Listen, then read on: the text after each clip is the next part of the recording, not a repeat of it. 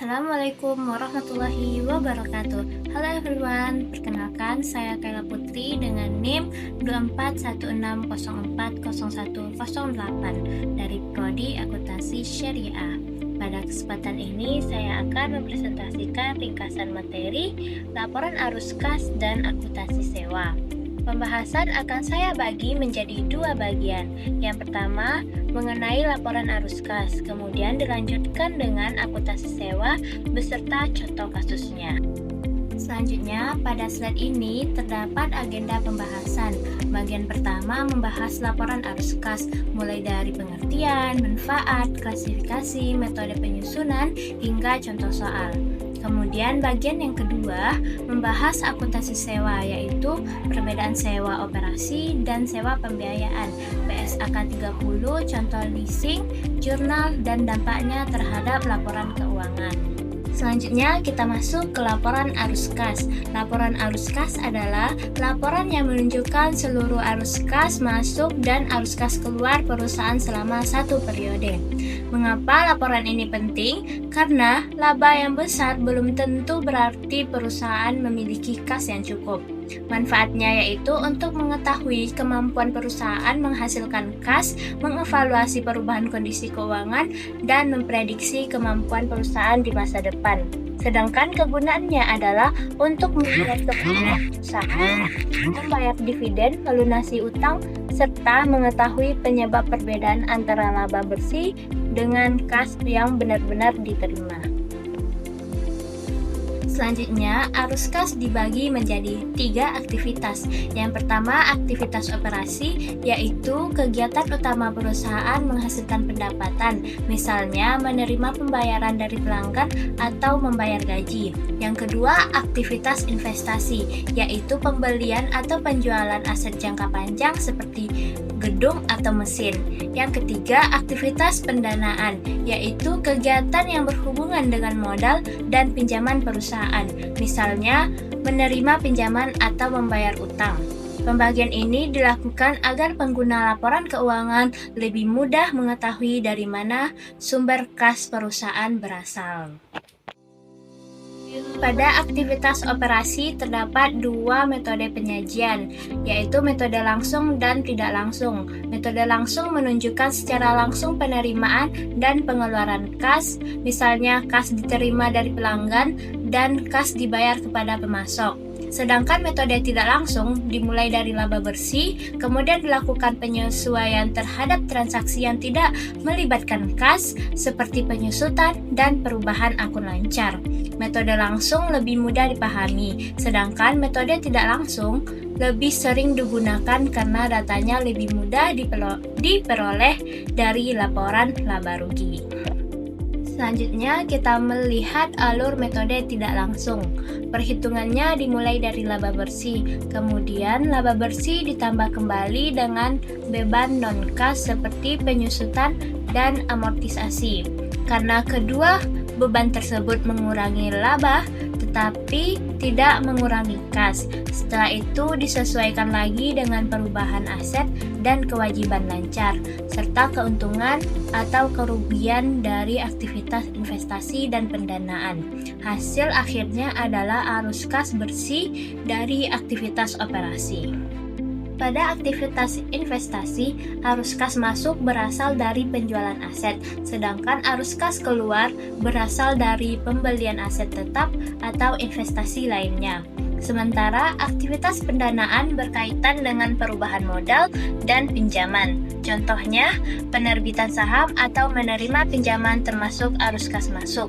Sedangkan pelunasan utang, pembayaran dividen, dan pembayaran liabilitas sewa termasuk arus kas keluar.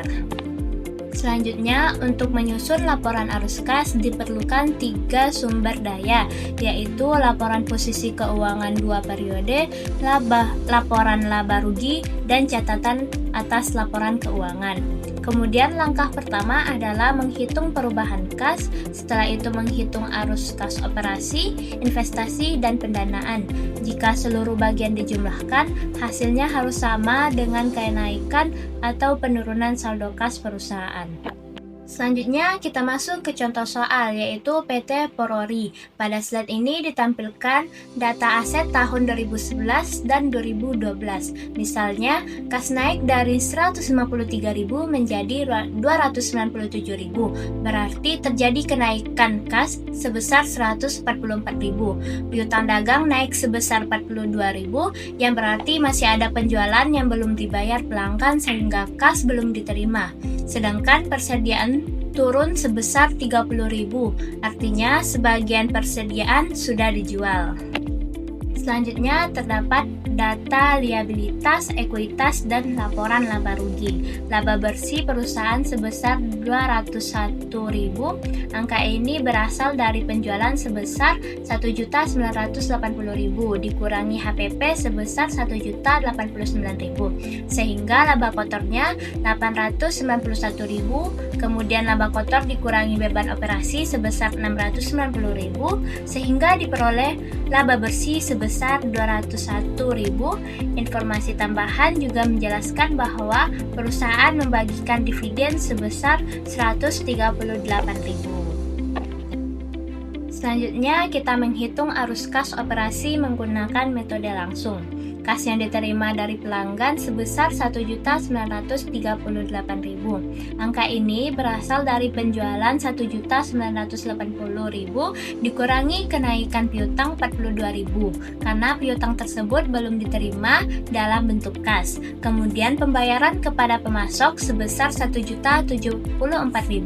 Angka ini berasal dari HPP 1.089.000 dikurangi penurunan persediaan 30.000. Kemudian ditambah penurunan utang dagang 15.000. Beban operasi sebesar 567.000 diperoleh dari beban operasi 690.000. Kemudian dikurangi penyusutan 75.000, amortisasi 21.000, penurunan perlengkapan 9.000, dan kenaikan accrued liabilities 18.000 karena semuanya bukan pengeluaran kas saat ini, sehingga arus kas bersih aktivitas operasi sebesar 297.000. Jika menggunakan metode tidak langsung, perhitungan dimulai dari laba bersih sebesar 201.000, kemudian ditambah penyusutan 75.000, amortisasi 21.000, penurunan perlengkapan 9.000, penurunan persediaan 30.000, dan kenaikan accrued liabilities 18.000. Sebaliknya, kenaikan piutang 42.000 dikurangkan karena kas belum diterima. Penurunan utang dagang 15.000 juga dikurangkan karena perusahaan sudah mengeluarkan kas untuk membayar utang. Hasil akhirnya tetap sama, yaitu 297.000, hanya cara menghitungnya yang berbeda. Selanjutnya, aktivitas investasi menunjukkan pembelian aset tetap sebesar 210.000 sehingga menjadi arus kas keluar.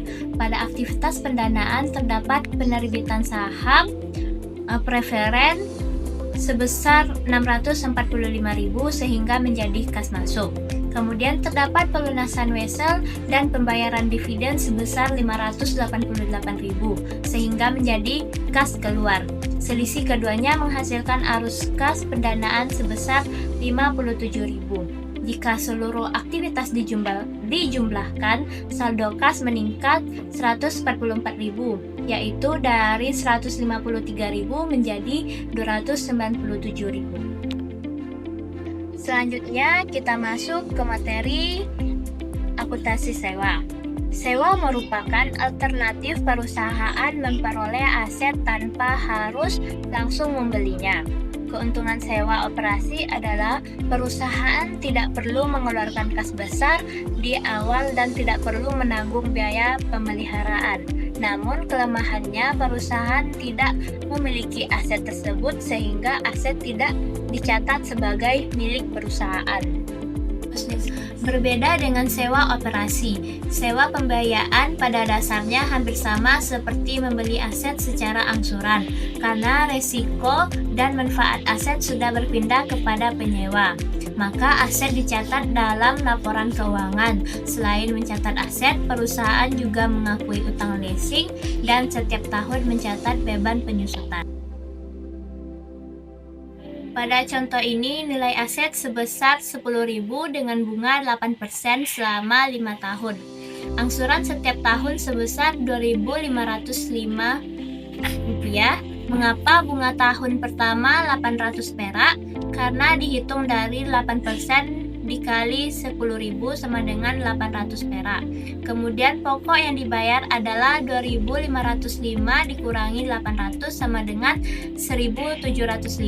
Sisa utang menjadi Rp8.295. Perhitungan tahun berikutnya menggunakan sisa utang tersebut sehingga bunga semakin kecil setiap tahunnya.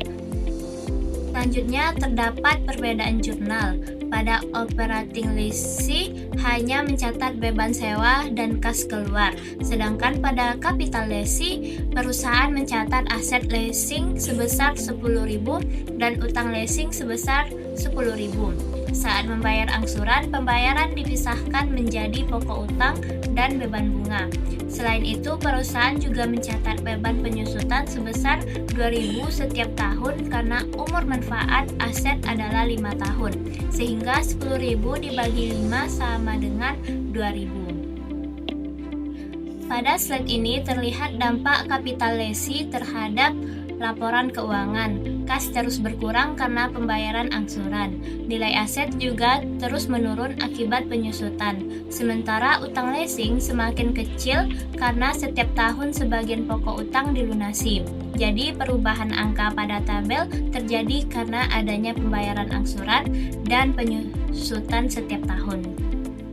Selanjutnya, berdasarkan PSAK 30, klasifikasi sewa ditentukan berdasarkan substansi transaksi, bukan hanya bentuk kontraknya. Jika sebagian besar risiko dan manfaat kepemilikan aset berpindah kepada penyewa, maka termasuk sewa pembiayaan. Sebaliknya, jika risiko dan manfaat masih berada pada pemilik aset, maka termasuk sewa operasi.